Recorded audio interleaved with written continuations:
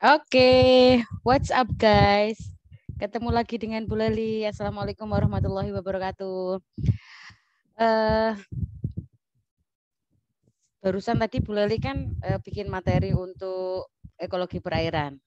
Karena hari Rabunya Bu Leli juga masih ada acara karena Bu Leli diminta untuk jadi juri pemuda pelopor, maka mata kuliah ekologi daratan juga akhirnya Bu Leli dengan sangat terpaksa tidak bisa ngisi kuliah. Jadi sama kayak yang ekologi perairan akan Bu Leli buatkan video untuk menemani kalian belajar untuk materi produktivitas dalam ekosistem daratan. Check it out. Ini semua wajib buka materi ini loh ya. Nanti saya absenin satu persatu. Abror, Febri, Novan, Aldo, Dewi, Bowo, Kevin, semuanya harus buka. Nanti bakal tak cek viewernya sudah berapa. Oke? Kalau enggak membuka, resiko ditanggung penumpang. Oke. Boleh lanjutkan ya? Ada beberapa hal yang akan kita bahas dalam materi kali ini. Yang pertama produktivitas primer, yang kedua estimasi fotosintesis, pengukuran produktivitas ekosistem dunia, dan faktor-faktor yang mempengaruhi produktivitas.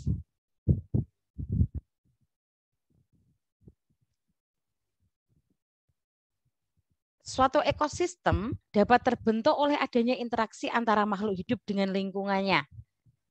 Betul kan ya? Sesuai dengan apa yang disampaikan oleh Kreb maupun oleh ahli ekologi yang lain, bahwa ekosistem merupakan interaksi antara faktor biotik dan abiotik dengan lingkungannya. Interaksi antara makhluk hidup dengan lingkungan biotik dan abiotiknya, gitu, seperti itu. Lah,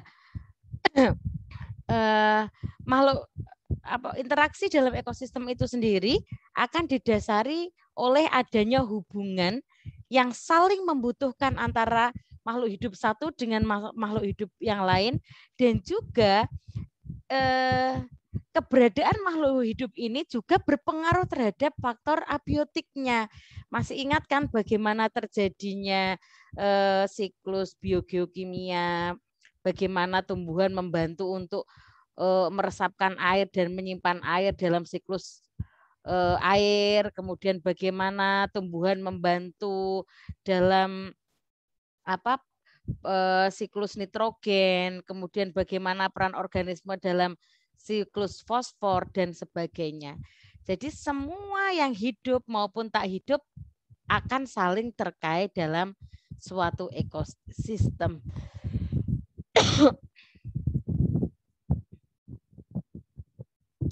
Jika dilihat dari aspek kebutuhannya, sesungguhnya interaksi bagi makhluk hidup umumnya merupakan upaya mendapatkan energi bagi kelangsungan hidup yang meliputi pertumbuhan, pemeliharaan, reproduksi, dan pergerakan.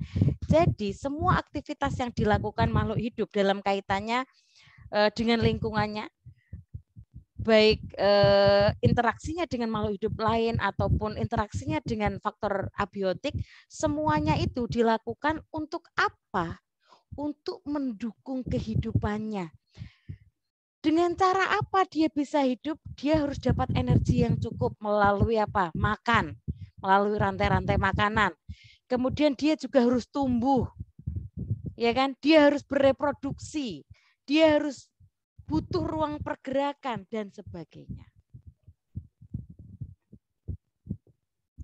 Sumber energi primer bagi ekosistem adalah cahaya matahari, ya. Semuanya sudah sepakat bahwa matahari merupakan sumber dari segala sumber energi primer. Matahari merupakan sumber dari segala sumber energi yang ada di semesta. Energi cahaya matahari hanya dapat diserap oleh organisme tumbuhan hijau karena tumbuhan yang punya klorofil ini yang bisa melakukan fotosintesis.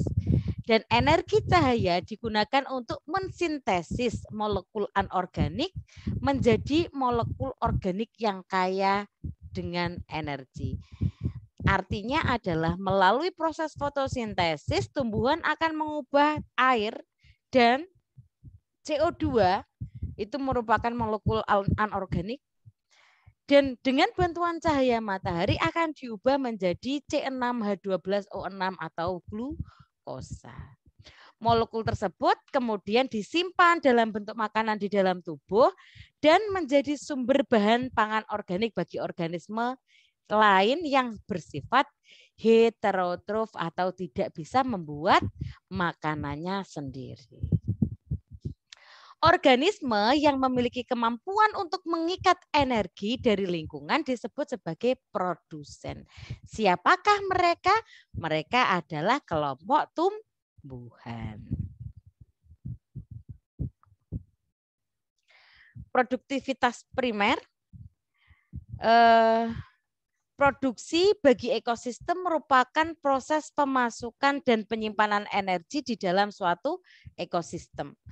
Pemasukan energi dalam ekosistem yang dimaksud adalah pemindahan energi dari bentuk cahaya yang awalnya adalah bentuknya cahaya yang bersumber dari matahari menjadi energi kimia yang diubah oleh tumbuhan, kemudian melalui proses fotosintesis diubah menjadi material organik yang disebut dengan C6H12O6 atau glukosa.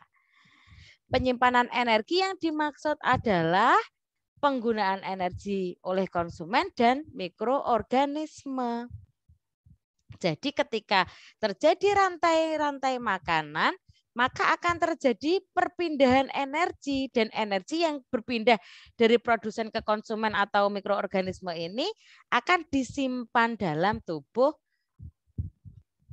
makhluk hidup yang berperan sebagai konsumen ataupun mikroorganisme. Terus laju produksi makhluk hidup dalam ekosistem disebut sebagai produktivitas. Jadi kalau Bu Leli tanya produktivitas itu apa? Maka jawabannya adalah laju produksi makhluk hidup dalam suatu ekosistem. Lalu produktivitas primer. Apa itu produktivitas primer? Produktivitas primer menurut Campbell menunjukkan jumlah energi cahaya yang diubah menjadi energi kimia oleh autotrof di dalam suatu ekosistem selama suatu periode waktu tertentu.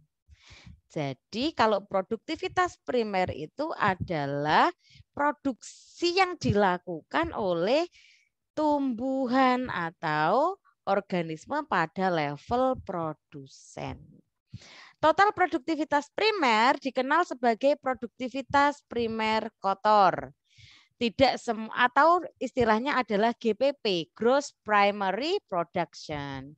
Tidak semua hasil produktivitas disimpan sebagai bahan organik pada tubuh organisme, tetapi sebagian digunakan oleh organisme tersebut sebagai bahan bakar lewat proses yang dinamakan respirasi. Kalau fotosintesis itu anabolisme atau penyusunan, maka kalau respirasi itu adalah pembongkaran atau katabolisme.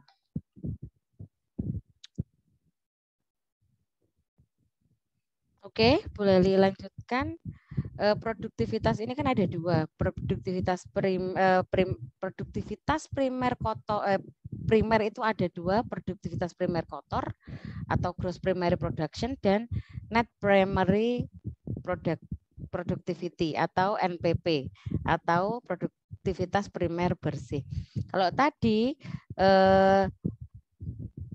GPP atau gross primary productivity itu merupakan total produktivitas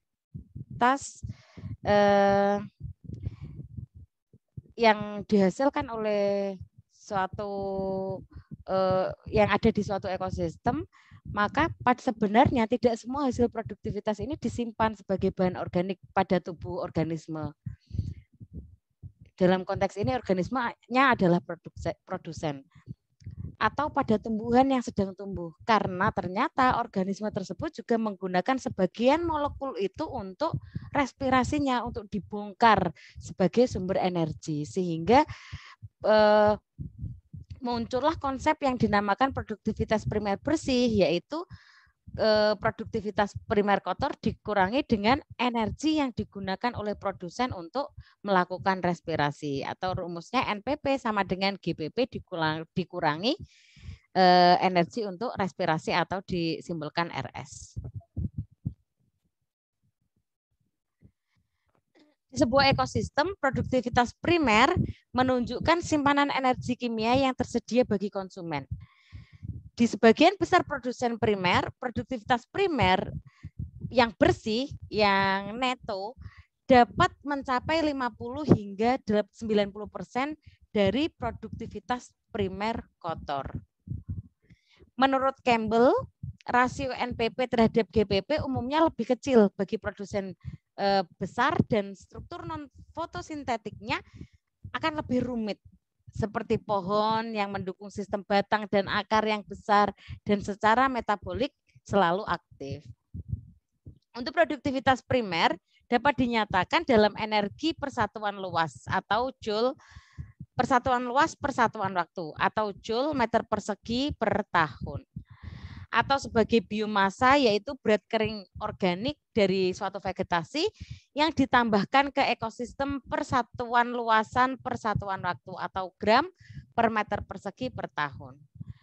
Namun produktivitas primer suatu ekosistem hendaknya tidak terbalik, hendaknya enggak keliru dengan menyebut dengan total biomasa dari autotrof fotosintetik yang terdapat pada suatu waktu tertentu yang disebut sebagai biomasa tanaman tegakan.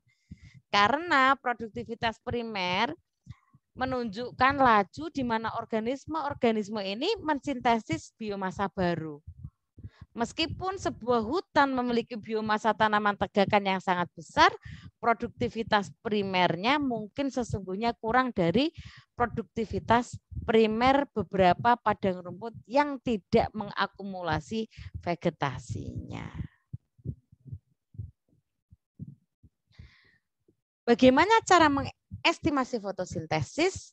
Estimasi potensi produktivitas primer maksimum diperoleh dari efisiensi potensial fotosintesis. Energi cahaya yang dipancarkan oleh matahari ke bumi itu totalnya ada 7.000 kilokalori per meter persegi per hari di musim panas atau di daerah tropis dalam keadaan yang tidak mendung. Dan dari jumlah tersebut sebanyak 2.735 kilokal dapat dimanfaatkan secara potensial untuk fotosintesis bagi tumbuhan. Sekitar 70% energi yang tersedia berperan dalam perantara pembentukan pemindahan energi secara fotokemis ke fotosintesis.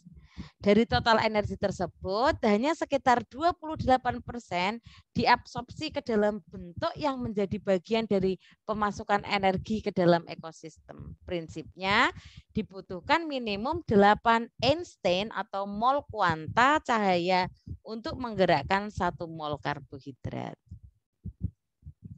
Secara teoritis untuk produktivitas primer bruto ekosistem dapat dihasilkan 635 kilokal per meter persegi per hari dan sebanyak 165 gram per meter persegi per hari berubah ke massa bahan organik. Untuk keperluan respirasi harian, tumbuhan menggunakan sekitar 25% dari produk organik. Dengan demikian, produksi neto yang diperoleh ekosistem adalah 124 gram per meter persegi per hari. Estimasi hasil tersebut dapat diperoleh jika cahayanya maksimal, efisiensinya maksimal, dan perubahan cahaya menjadi karbohidrat dan respirasinya minimum. Salah satu bukti catatan produktivitas bersih harian adalah sebesar 54 gram per meter persegi per hari pada ekosistem padang rumput tropis dengan radiasi cahaya yang sangat tinggi. Pengukuran produktivitas dapat dilakukan dengan beberapa metode seperti metode biomasa, penandaan, dan metode metabolisme. Penelitian produktivitas di Indonesia umumnya menggunakan metode penandaan. Produktivitas yang diperoleh dari hasil pengukuran ini bisa lebih kecil dari produktivitas yang sebenarnya karena tidak memperhitungkan kehilangan sersah, pengaruh grazing hewan-hewan herbivore yang memakan tumbuhan. Kemudian beberapa peneliti juga membagi biomasa atau produktivitas menurut letaknya terhadap substrat, yaitu biomasa yang berada di atas substrat meliputi batang, helaian, pelepah daun, dan biomasa yang berada di bawah substrat seperti akar, rizom, dan sebagainya. Tunas-tunas fotosintetik pada tumbuhan merupakan organ penting untuk reproduksi, namun banyak hasil fotosintesis ditranslokasikan ke bawah tanah, di mana hasil fotosintesis tersebut mendukung pertumbuhan akar dan disimpan. Menurut McNaughton dan Wolf, siklus tahunan biomasa tumbuh di atas dan di bawah tanah mengarah kepada hubungan yang terbalik. Selama musim pertumbuhan, ketika biomasa di atas tanah meningkat cepat, biomasa di bawah tanah umumnya malah cenderung turun. Jadi biomasa kalau di atas tanah meningkat, maka yang di bawahnya cenderung turun. Sedangkan di akhir musim biomasa di bawah tanahnya meningkat, kemudian yang di atas tanahnya justru akan mengalami penurunan. Ini produktivitas ekosistem di dunia. Yang pertama, ekosistem hujan tropis, produktivitasnya 1.000 hingga 3.500 gram per meter persegi per tahun. Hujan musim tropis antara 1.000 hingga 2.500 gram meter persegi per tahun. Kemudian hutan iklim sedang, kalau yang selalu hijau 600 hingga 2.500 gram per meter persegi per tahun. Kalau yang mengalami luruh antara 600 sampai 2.500 gram meter persegi per tahun. Untuk hutan boreal 400 sampai 2.000, savana 200 sampai 2.000, padang rumput iklim sedang 200 sampai 1.500, tundra dan alpin 10 sampai 400, gurun dan semak gurun 10 sampai 250. Dari data ini bisa diketahui bahwa paling tinggi produktivitas ekosistem yang ada di dunia itu terletak di hutan terhujan tropis, dan yang paling rendah terletak di gurun. Itu. Apa faktor yang mempengaruhi produktivitas? Yang pertama adalah suhu. Menurut Campbell, perbedaan produktivitas berbagai ekosistem di dalam biosfer itu ada penyebabnya, ada faktor pembatasnya di setiap ekosistem. Faktor yang paling penting yang menyebabkan produktivitas itu berbeda di setiap jenis ekosistem adalah perubahan musim dalam lingkungan. Apa saja faktor-faktor yang mempengaruhi produktivitas? Yang pertama adalah suhu, yang kedua adalah cahaya, yang ketiga adalah air, curah hujan, dan kelembapan. Yang keempat adalah nutrisi, dan yang kelima adalah tanah, keenam herbivore. Mari kita lihat satu persatu. Suhu.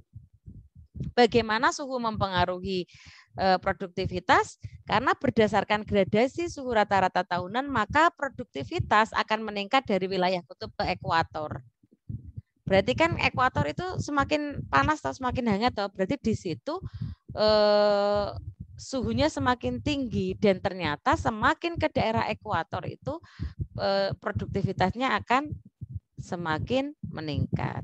Namun pada hutan hujan tropis suhu bukan menjadi faktor dominan yang menentukan produktivitas, tapi lamanya musim tumbuh. Adanya suhu yang tinggi dan konstan hampir sepanjang tahun dapat bermakna musim tumbuh bagi tumbuhan akan berlangsung lama, yang pada gilirannya akan meningkatkan produktivitas. Suhu secara langsung ataupun tidak langsung berpengaruh pada produktivitas. Secara langsung, suhu akan berperan dalam mengontrol reaksi enzimatik dalam proses fotosintesis, sehingga tingginya suhu dapat meningkatkan laju maksimum fotosintesis. Kalau secara tidak langsung, suhu berperan dalam membentuk stratifikasi kolom perairan yang akibatnya dapat mempengaruhi distribusi fitoplankton secara vertikal. Yang kedua selain suhu adalah cahaya.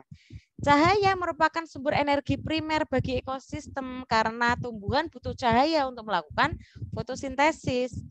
Cahaya punya peran vital dalam produktivitas primer, oleh karena hanya dengan energi cahaya tumbuhan dan fitoplankton bisa melakukan fotosintesis gitu.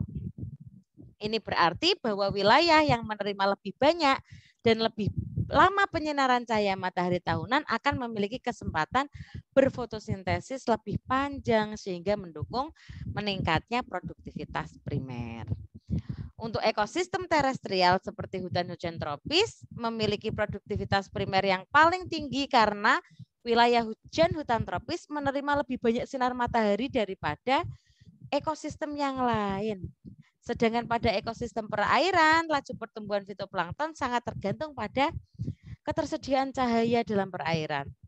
Laju pertumbuhan maksimum fitoplankton akan mengalami penurunan jika perairan pada kondisi ketersediaan cahayanya rendah.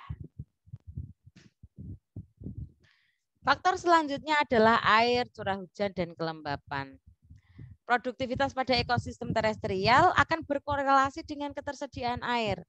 Air merupakan bahan dasar dalam proses fotosintesis, ya kan, bahannya adalah air dan CO2, berarti air masuk ke dalam sini. Sehingga ketersediaan air merupakan faktor pembatas terhadap aktivitas fotosintetik.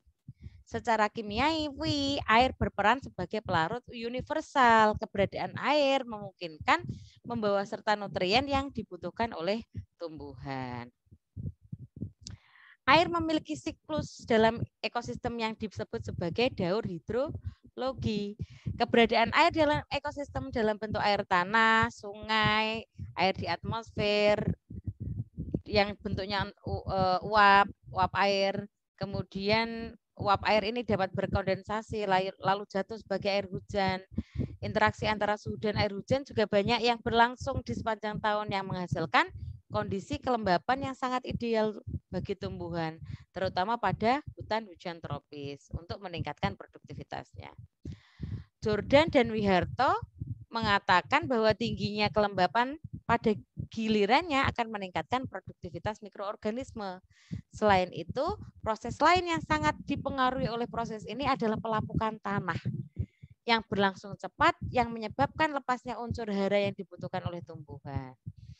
Misalnya terjadi petir, badai selama hujan juga menyebabkan banyaknya nitrogen yang terfiksasi di udara dan turun ke bumi bersama air hujan. Namun, air yang jatuh sebagai hujan juga akan menyebabkan tanah-tanah yang tidak tertutupi vegetasi akan mengalami erosi atau pencucian yang mengurangi kesuburan tanah. Pencucian tanah merupakan penyebab utama hilangnya zat hara di dalam suatu ekosistem. Selanjutnya, faktor yang mempengaruhi produktivitas adalah nutrisi. Nutrisi ini terletak di mana? Di tanah, di air, ya kan? Tumbuhan membutuhkan beragam nutrien anorganik, beberapa dalam jumlah relatif besar, dan yang lainnya dalam jumlah sedikit, akan tetapi semuanya penting.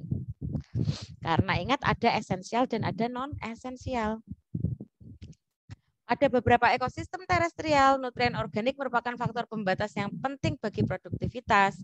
Produktivitas dapat menurun bahkan berhenti jika suatu nutrien spesifik atau nutrien tunggal tidak lagi terdapat dalam jumlah yang mencukupi. Nutrien spesifik yang demikian disebut nutrien pembatas atau limiting nutrien. Pada banyak ekosistem, nitrogen dan fosfor merupakan nutrien pembatas utama. Beberapa bukti juga mengatakan bahwa CO2 kadang-kadang juga membatasi produktivitas.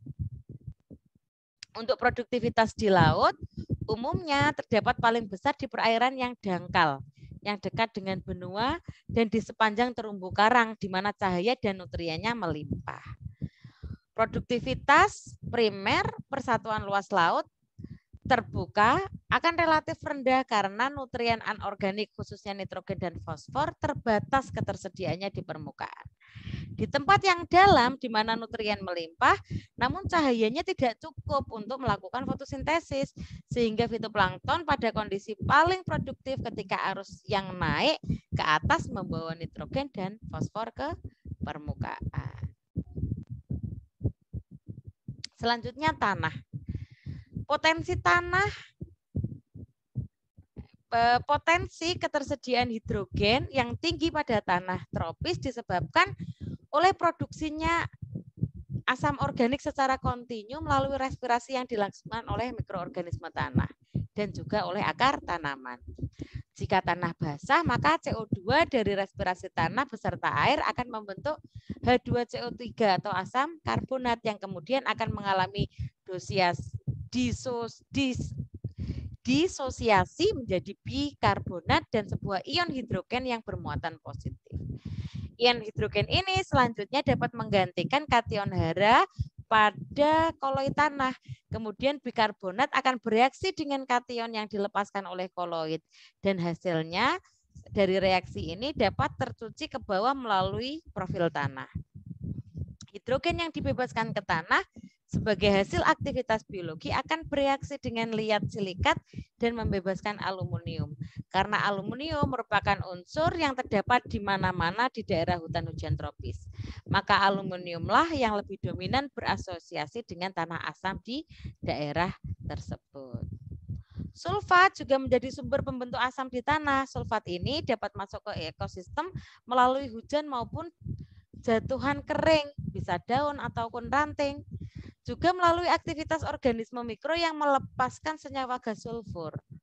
Asam organik juga dapat dilepaskan dari aktivitas penguraian seresah. Ini menurut Jordan dalam Biharto. Yang selanjutnya adalah herbivora. Apa itu herbivora? Herbivora adalah pemakan tumbuhan. Dalam Barbour tahun 87, sekitar 10% dari produktivitas vegetasi darat di dunia ini dikonsumsi oleh herbivora biofag. Presentasi ini bervariasi menurut tipe ekosistem daratnya. Namun demikian, menurut McNaughton dan Wolf, bahwa akibat yang ditimbulkan oleh herbivore pada produktivitas primer sangat sedikit sekali diketahui.